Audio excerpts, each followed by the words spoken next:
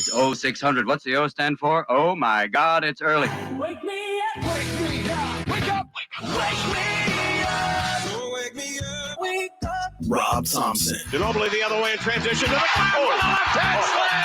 I want some nasty. Rudy J. Cowboys win. How else would you settle this game? How about them Cowboys? Begin each day as if it were on purpose. I wake up in the morning, I kiss excellence. R&R in the morning on 94.1 San Antonio Sports Star.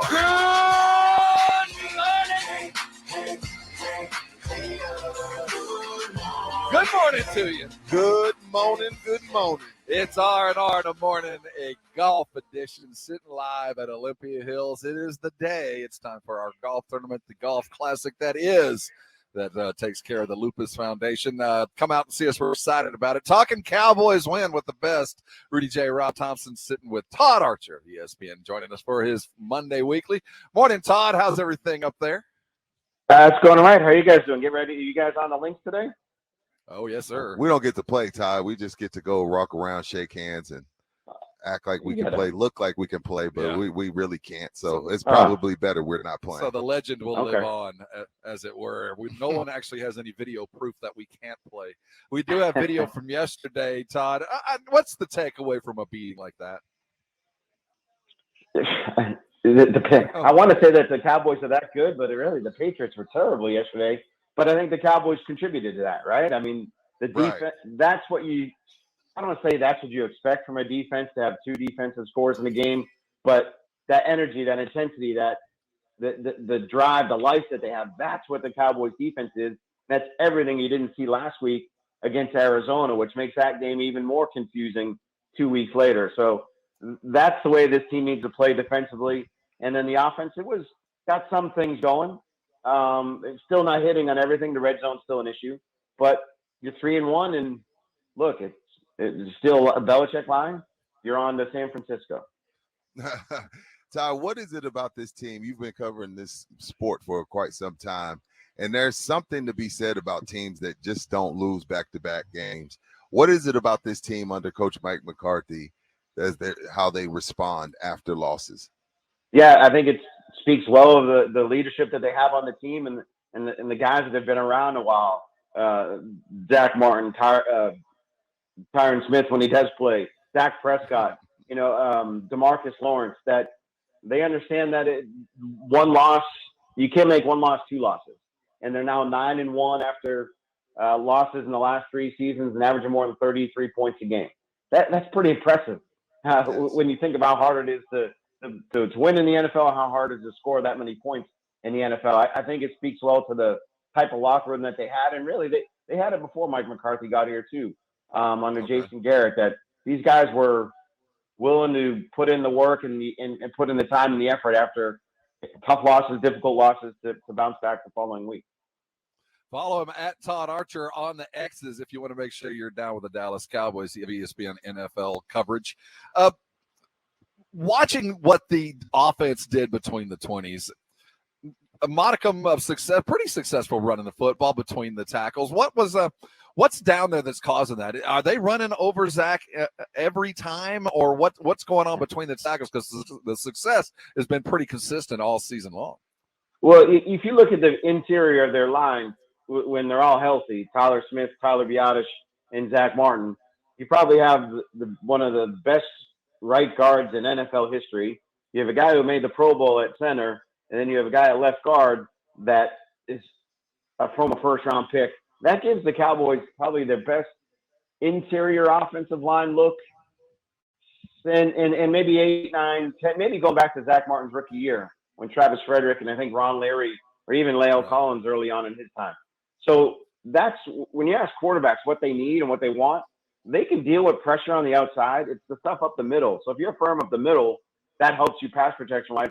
And certainly in the run game, they're able to move some guys and create some space and get to the second level pretty well to give Tony Pollard, who, you look at his numbers, 11 carries, 47 yards, not that great of a day or that big of a day, but it was an effective 47 yards. And more importantly, they were able to rest him for a good portion of the second half after giving him so much work in the first 3 games of the season. the reason I asked that question is I see the success, and I know the numbers don't bear out, the total domination of the offensive line, but quite frankly, it wasn't required. But where were those run calls that were between the 20s, inside the 20? It just seems like McCarthy, when we got into the red zone, his play calling kind of changed. I know it's a rabid success yesterday, but what's kind of the subcurrent about the red zone thought? Is it still kind of an issue, or is it just, hey, man, that's the breaks, this is what happened, we blew them out anyway?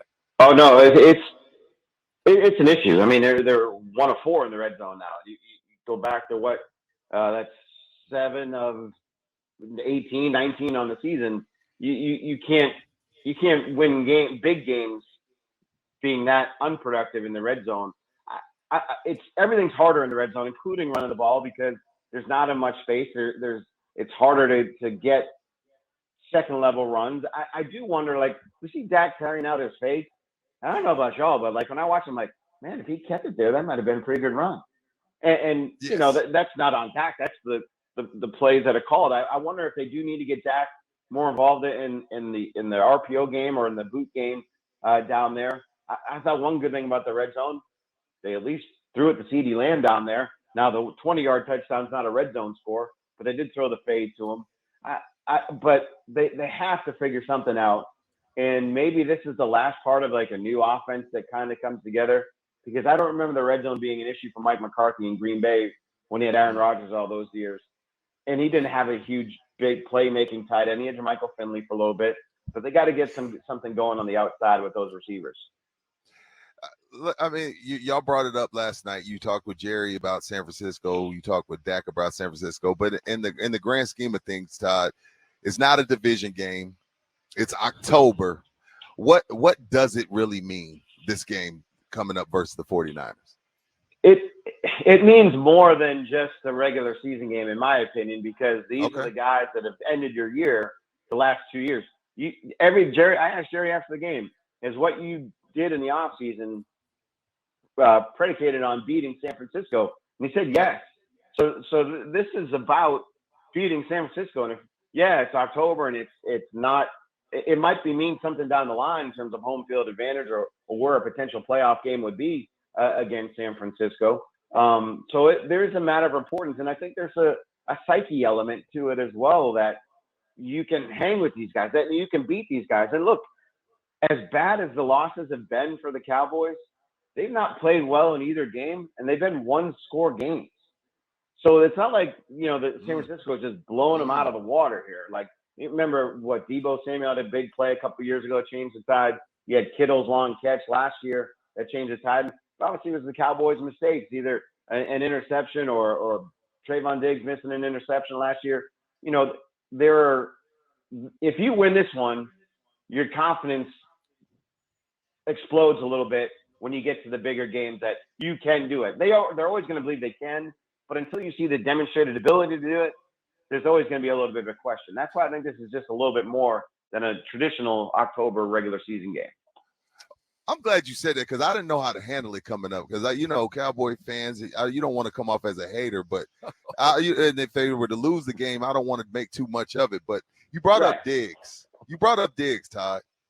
Could Jerry have saved himself $100 million and just roll with Bland? I'm just asking. Have you seen any drop off?